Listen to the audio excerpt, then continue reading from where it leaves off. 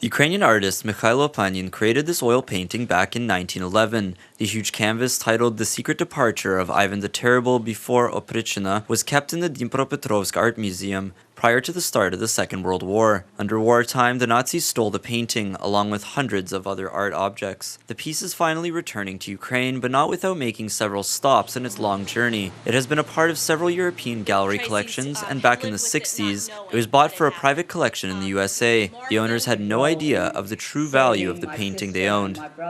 I remember when my dad bought the house. I guess it was shortly after my mother died, and I had moved into the house with him for a bit with my brother, and the picture was in the house when he bought it. And we sort of thought it was fantastic and wild and made up lots of stories about it, but had no idea, where it came from. And I guess we sort of fell in love with it in its enormity.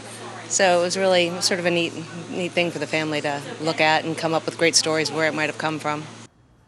After moving into a new house, the Tracy family handed the painting over to a local gallery. There, the work was put up for online auction, where it grabbed the attention of the Dnepropetrovsk Art Museum employees. They reached out to the embassy and the FBI. After thorough investigations and strenuous lawsuits, the court verdict was to have the painting returned to its rightful place.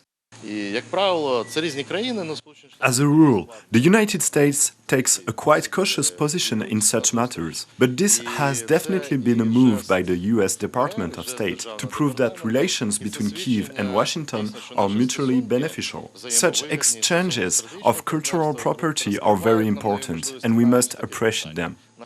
The transfer process was kept secret. After all, the Kremlin also had an interest in acquiring the painting. Moscow believes that they too own the right to the canvas, as Russia remains the official successor to the Soviet Union.